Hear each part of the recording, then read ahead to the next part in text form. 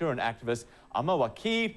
And Amr, you told me back on the day that Mubarak resigned, February 12th, that this was the happiest day in the history of the Egyptian people.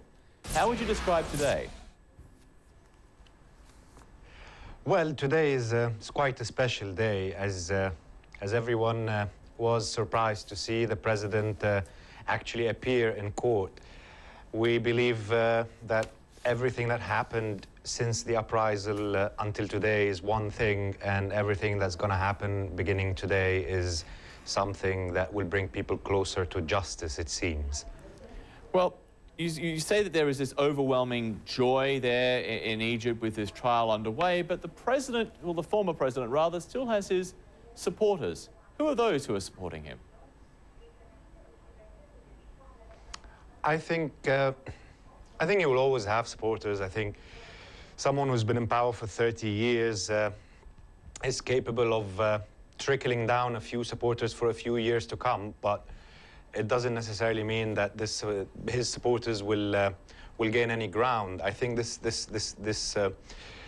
court case is turning out to be huge. So many angles to it, so many accusations. It's like sums up the whole Egyptian revolution in one case, which is promising a very long time throughout the procedures of listening to all the witnesses and inspecting all the documents and listening to all the demands of the civil rights lawyers that are representing a lot of the martyrs.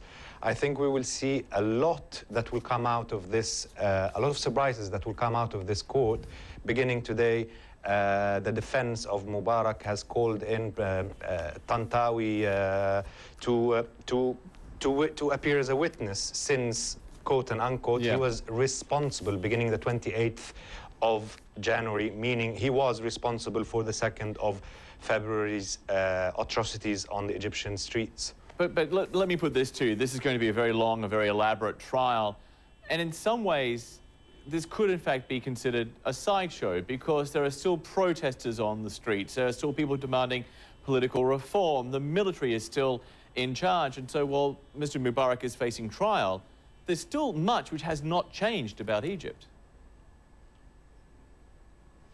This is true in a way, and in another way, you can't really expect that a whole entire system would change within a few weeks or a few months. I think to be reasonable to expect anything out of the Egyptian revolution, one must at least pass a whole cycle of elections. I'm talking at least 4 to 5 years, if not 2 cycles of elections, to see a new Egypt being obvious, a new Egypt, basically. I think things are changing. They're taking their time to change.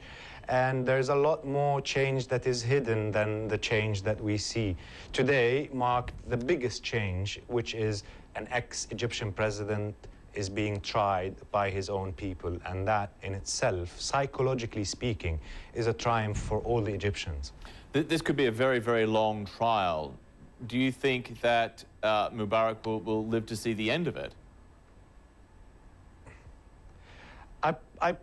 I think there's a lot of people who are arguing that. They're trying to push the trial to take as long as it takes until until ex-President Mubarak would pass away, or I don't think so. I think there's a lot of surprises that are coming up. I think everything now is hypothetical. Everything now is unfound, because there seems to be a lot of secrets that a lot of people don't know of. And I think this trial will shed some light, at least, upon them. Now, finally, a lot of people in Egypt thought, even up until moments before Hosni Mubarak entered that courtroom, that this simply would not go ahead, that the military, still in control of Egypt, wouldn't let this happen. Were you one of them? Yes. I was completely convinced that Mubarak would not attend today, and I was completely convinced that there will be something that emerges at the last minute that prohibits him from appearing. But it seems that the pessimists were wrong for the day today. Okay, Amr Waked, an actor, an activist, a filmmaker. We appreciate you so much joining us here at the iDesk. Thank you. Well, you are at the